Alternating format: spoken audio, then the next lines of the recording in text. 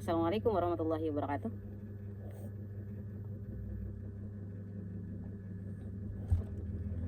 Halo teman-teman semua. Senang bisa menyapa teman-teman lagi. So sebenarnya ini adalah video awal untuk aku mencoba konsisten untuk buat konten kedepannya. Jadi kalau misalnya video ini tayang, berarti udah aku siapkan rentetan konten yang akan teman-teman bisa saksikan. Kali ini kita mau ngebahas tentang kenapa sih aku udah lama nggak upload video gitu ya. Jadi entah itu video belajar bareng, atau video baca Al-Quran, atau video-video yang membahas tentang tips, itu semua karena skripsiku gitu. Jadi kemarin itu, ini kita udah selesai skripsi. Aku udah sempro, aku udah semhas, aku udah sidang, aku udah lulus, enggak, aku udah tanda tangan ijazah. Jadi yang tersisa sekarang tinggal wisuda, besok seharusnya besok. Ini kan nggak tahu ya tayangnya kapan. Nah, pembahasan skripsiku itu kan sangat amat radikal sebenarnya seharusnya ya. Jadi pembahasannya adalah persepsi jihad di kalangan anggota ROHIS di SMK Negeri 15 Jakarta. Itu sendirian tuh, semuanya ngerjainnya full sendirian gitu. Sebenarnya banyak banget kendalanya, karena tadinya kan aku pengen ngebahas tentang radikalisme, karena itu pertama yang diajuin sama dosenku gitu. Jadi kayak aku nanya, Pak, kalau misalnya saya mau bikin skripsi terkait multikultural agama tuh kayak beda-beda agama gitu ya, kayak di sekolah negeri kan. Aku emang tujuan utamaku kan emang SMK Negeri 15 Jakarta kan, sebagai sekolahku dulu gitu di SMK. Jadi kan kayak gampang gitu untuk risetnya dan semacamnya, karena aku udah tahu tempatnya gitu kan. Nah, pembahasan pertamanya itu tentang multikultural sebenarnya. Kayak aku tuh di sekolah yang penuh agama ini, di sekolah negeri ini kan kita mayoritas muslim. Itu banyak banget tuh kayak kegiatan-kegiatan yang identik sama Islam gitu, kayak setiap pagi harus dengerin kajian, harus dengerin orang baca Quran, terus ada sholat Jumat, ada kegiatan-kegiatan keagamaan, tiap hari ada sedekah keliling dan semacamnya gitu. Apa pendapat orang-orang yang memiliki agama yang berbeda gitu? Itu yang pengen banget aku bahas sebenarnya. Terus aku ajuin ke dosenku, dosen sempro sebenarnya, aku ajuin. Terus dia bilang jangan, radikalisme aja gitu. Jadi aku pindah dari multikultural yang aku pengen pindah ke radikalisme agama, yang benar-benar aku nggak punya pemahaman sama sekali terkait tentang radikalisme. Jadi kayaknya aku baca 11 atau lebih buku tentang radikalisme. Wah, palaku tuh mumet banget kan. Palaku tuh pusing banget, karena memang ada beberapa ulama yang pro terhadap radikalisme, ada beberapa ulama yang kontra terhadap radikalisme. Sebenarnya pro dan kontra ini lebih kepada pemahaman tentang apa radikalisme gitu kan. Ulama-ulama yang pro terhadap radikalisme ini adalah ulama-ulama yang memandang bahwa radikal ini adalah sesuatu hal yang memang harus dimiliki oleh seorang muslim dalam bentuk internal. Jadi kita tuh harus radikal gitu. Semua hal dalam kehidupan kita tuh kan memang diatur sama Yang Maha Kuasa gitu. Jadi ya memang harus agama terus gitu. Nah, itu pemahaman terhadap ulama-ulama yang pro terhadap radikalisme. Sedangkan ulama yang kontra terhadap radikalisme memandang bahwa radikalisme ini adalah bentuk kekerusakan, karena mereka melakukan tindakan-tindakan ekstrim yang bukan hanya merugikan diri mereka sendiri, melainkan juga merugikan bagi orang-orang di sekitar mereka dan orang-orang lain gitu. Jadi radikalisme ini dilarang gitu. Nah, dua pendapat ini yang aku tarik, aku bilang oke, kita bahas tentang persepsi radikalisme. Pertanyaan ketika sidang sempro oleh salah satu dosen pengujiku adalah, memangnya ada apa di SMK Negeri 15 Jakarta? Wow gitu kan. Aku langsung ada apa ya gitu. Karena alasan kenapa aku pengen ngebahas tentang radikalisme, oh ya udah deh, ambil aja deh radikal, karena aku pengen membuktikan bahwa meskipun seluruh hal aspek dalam pembelajaran di sekolah itu tentang agama, oh anak-anaknya nggak radikal kok gitu loh. Dan aku jawab kayak gitu kan dengan bahasaku gitu. Dan dosenku bilang, ya kalau misalnya kamu tahu jawabannya, kenapa kamu teliti gitu. Akhirnya aku disuruh ganti judul, disuruh untuk menyederhanakan lagi.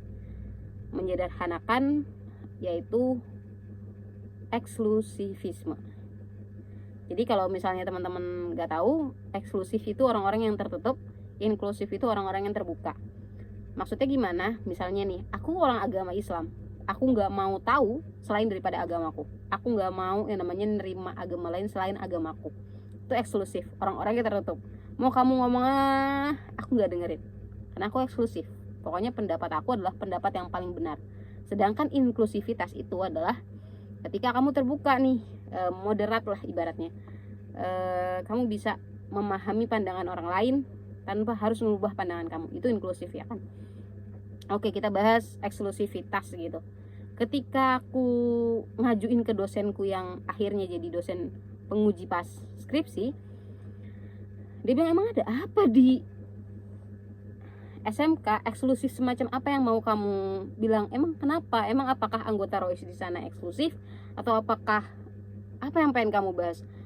Lagi-lagi aku jawab bahwa oh ini tuh untuk menunjukkan bahwa mereka nggak eksklusif Pak, bahwa mereka ingin inklusif gitu, bahwa mereka terbuka terhadap orang lain. Oh kalau misalnya kamu udah tahu jawabannya, kenapa kamu pengen teliti? Iya, semua dosen punya jawaban yang sama terhadap penelitian saya gitu. Akhirnya saya nanya dong, jadi apa ya Pak yang bagus? Nah, beliau nyaranin konsep jihad gitu. Setelah aku, kan ada 2 dosen ya, aku ngajuin ke dosen pertama tentang eksklusif, itu diterima. Aku ngajuin eksklusivitas ke dosen yang kedua, itu ditolak. Jadi dosenku ini punya pandangan terhadap sesuatu yang berlawanan, sangat-sangat berlawanan. Jadi aku nggak jadi bahas tentang eksklusif, aku lebih dengerin dosen kedua aku. Terus aku tanya, apa ya Pak gitu. Terus dia bilang, ya udah konsep jihad aja gitu. Sebenarnya dengan panjang kita cekcok, dan beliau nyaranin konsep jihad. Akhirnya karena aku juga tidak memahami secara penuh apa itu jihad, meskipun dari awal aku nggak punya pemahaman bahwa jihad itu buruk, aku selalu memandang bahwa jihad itu baik. Jihad yang aku tahu ya berangkat ke sekolah, jihad orang tua aku kerja, itu bentuk daripada jihad. Melakukan perintah-perintah yang Allah suruh, itu juga jihad. Misalnya aku tenggelam, aku kebakar, atau dan semacam sakit perut, itu juga jihad. Jadi ada banyak banget jihad positif yang aku tahu sebelum aku nyari tahu gitu ya. Oh ternyata ketika aku nyari di berbagai artikel, keluarnya itu adalah jihad yang buruk gitu. Nggak ada satupun artikel yang ngebahas tentang jihad yang baik. Jadi mereka tuh secara mayoritas yang aku baca di Google Scholar-nya adalah di jurnal-jurnal itu adalah mereka mencoba untuk bilang bahwa enggak kok, jihad tuh nggak buruk kok. Bukan kayak oh jihad tuh baik loh, tapi kayak oh enggak kok, jihad tuh nggak buruk kok gitu. Jadi mereka mencoba untuk mengklarifikasi bahwa pandangan orang-orang tentang bahwa jihad itu baik kok gitu. Tapi tidak bisa dipungkiri bahwa banyak banget orang-orang yang memandang bahwa jihad adalah satu perbuatan yang bom bunuh diri, radikal, intoleran, dan semacamnya. Jadi itu yang pengen aku bahas. Habis itu aku ditanya lagi, emang ada apa di SMK Negeri 15 Jakarta sehingga kamu pengen bahas tentang konsep jihad? Karena udah ketiga kalinya aku ganti judul, aku mencoba untuk mencari alasan yang jauh lebih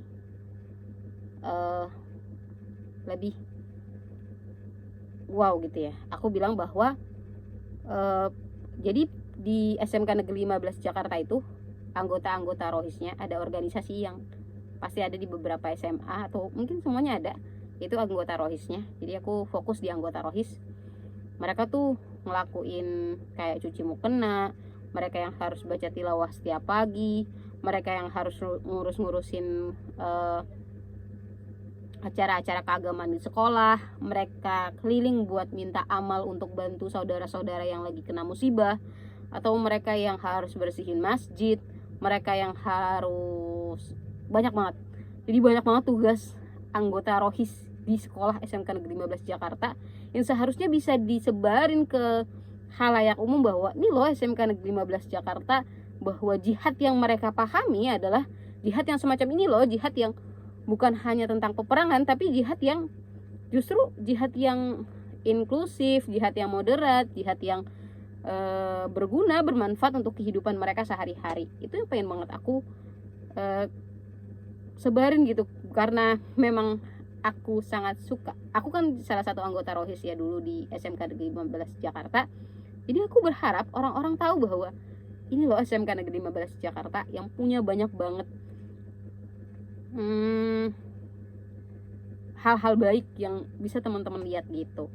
Nah, akhirnya ngebahaslah tentang jihad di SMK Negeri 15 Jakarta, dan akhirnya berhasil, kita sidang dan semacamnya.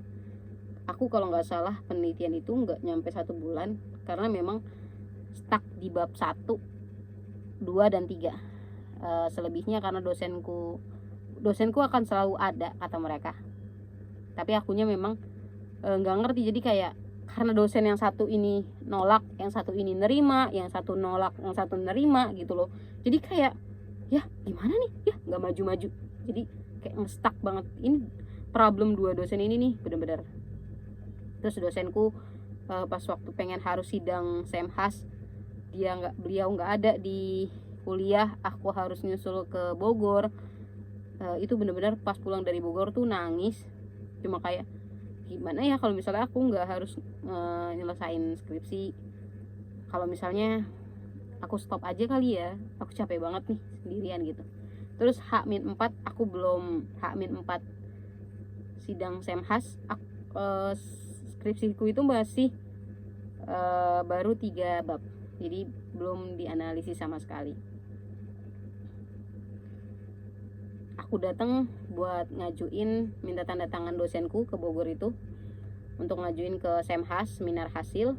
Terus 2 dosenku bilang bahwa skripsiku tuh nggak layak untuk disidang, tapi mereka bilang kalau misalnya ya udah coba aja dulu.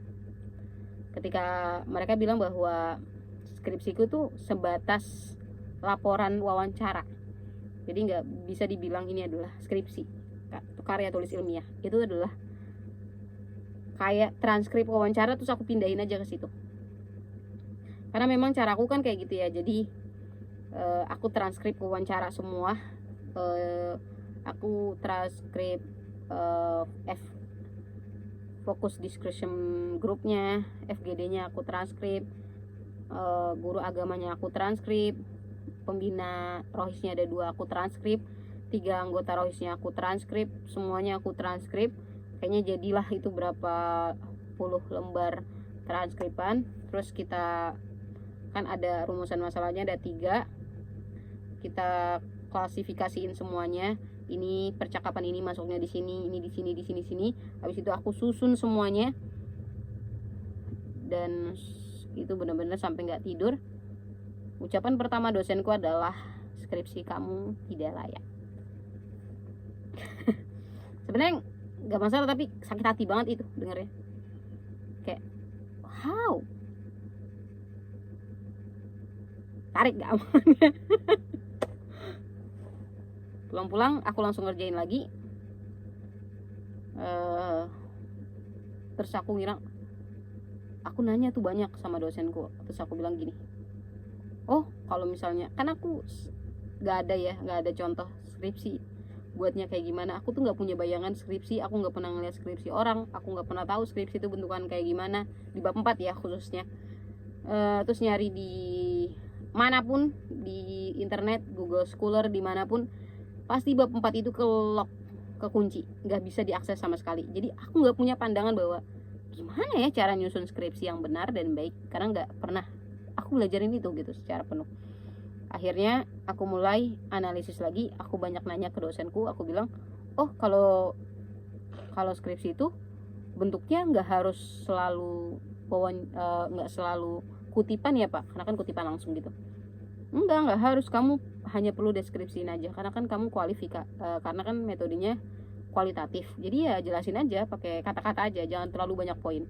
Itu semua tips atau semua saran dari dosenku aku catat, aku inget, oh ini harus kayak gini, ini harus kayak gini, semuanya aku cek, dan akhirnya lulus sidang meskipun dibantai habis-habisan sama dosenku. Setelah sidang revisi, sudah semuanya aku revisi sesuai sama saran dosen-dosenku. Dan after itu semua, kalau teman-teman rasain juga, aku nggak ngapa-ngapain. Di saat teman-temanku udah daftar pekerjaan mereka, ada yang kerja di sini, kerja di sini, kerja di sini, aku full time di rumah. Apa yang aku lakuin, main laptop, atau kita kaji tafsir Al-Quran, gue baca buku, nonton film, nonton variety show, kayak gitu. Paling satu yang agak cukup bermakna adalah merencanakan untuk punya bisnis fotokopi. Jadi itu aja. Sisanya nggak, mau S2 bingung S2 di mana, karena aku minta banyak saran. Dan pertama harus ke swasta, kan sekarang negeri ya. Kalau ke swasta sayang yang ininya gitu, banyak yang nyaraninnya. Terus ada yang bilang kalau misalnya swasta itu rata-rata akreditasinya B, itu jelek juga. Meskipun ya nggak apa-apa juga sih, tapi ya itu. Terus ada yang bilang daftar PNS, tapi ijazahnya belum turun, jadi nggak bisa. Jadi aku tuh nggak tahu aku harus kayak gimana. Kenapa nggak ngajar? Karena ngajar itu full time, dan aku harus bantu ibu, jadi nggak bisa. Jadi sebenarnya arah langkahku tuh masih nggak ngerti harus kayak gimana. Jadi aku berharap teman-teman doain aku, semoga aku dimudahkan dan dilancarkan untuk mendapatkan arah hidupku selanjutnya gitu. Oke, kita udah ngebahas tentang skripsi. Sebenarnya ini mumet banget ya. Kalau misalnya teman-teman ada pertanyaan terkait cara nyusun skripsi, karena nol banget kayak aku ya. Jadi keluarga aku kan anak pertama yang bikin skripsi ya. Keluarga aku yang lain tuh nggak ada omongan-omongan tentang gimana sih cara bikin skripsi. Aku nggak pernah aku nggak pernah lihat skripsi orang kayak gimana. Aku bahkan ngawang-ngawang, ini cara bikin skripsi gimana ya, ini benar atau enggak ya gitu. Jadi kalau misalnya teman-teman ngerasain apa yang aku rasain, dan teman-teman butuh jawaban dari apa yang kalian pertanyakan, bisa banget untuk komen di bawah, terus tanya aja, Kak cara bikin bab 1 gimana Kak? Aku jawab. Aku punya layoutnya bab 1 itu gimana cara, karena aku bener-bener mantau dosenku tuh nyaraninnya apa, harus kayak gimana. Bahkan sampai tanda baca tuh harus benar, nggak boleh ada yang tipu dan semacamnya. Dan kita ngebahas tentang jihad, dan akhirnya alhamdulillah perjihadan ini udah selesai, dan masih harus berjihad lagi. Kita sama-sama untuk menjadi manusia yang berguna, bukan hanya untuk diri sendiri, bukan hanya untuk keluarga, tapi semoga kita berguna jadi untuk agama. Nextnya kita bakal ngebahas tentang pelajaran-pelajaran di kelas 10, 11, 12, atau di SMP kelas 7, 8, 9, di SD juga boleh kita bahas. Semoga Allah mudahkan dan Allah lancarkan. Sekian. Assalamualaikum warahmatullahi wabarakatuh. Oh ya,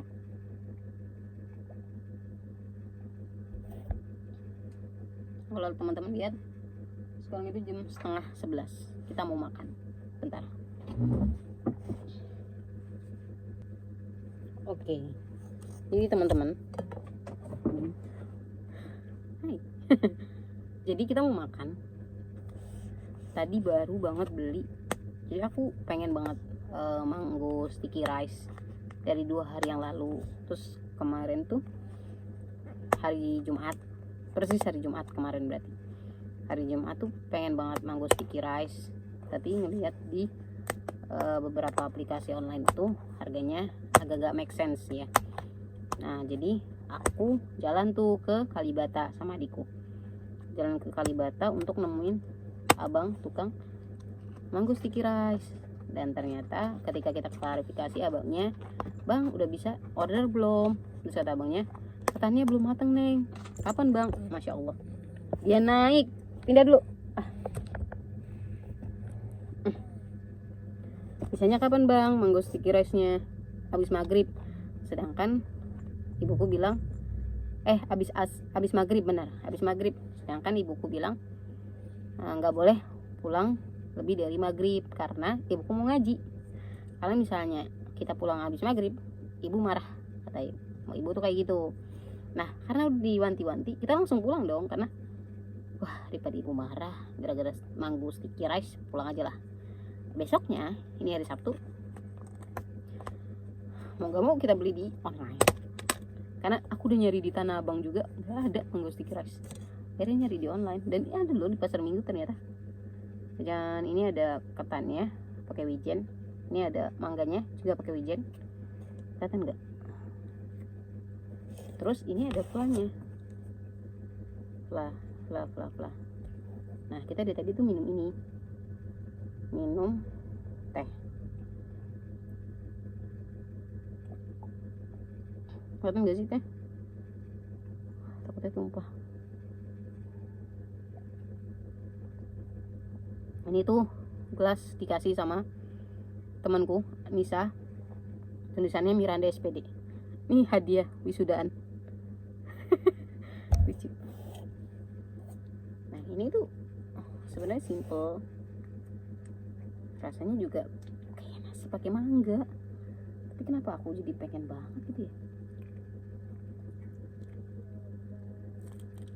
Takutnya tuh sebenarnya masih ada satu lagi sebenarnya. Terus ibuku aku tanyain kan, ibu mau nggak? Dia jawabnya besok bisa nggak? Semoga ini santan sih, semoga besok masih enak aja ya, nggak asam, biar nggak mubazir. Oke kita makan dulu teman-teman, mango sticky rice. Oh iya kita mau pakai keju.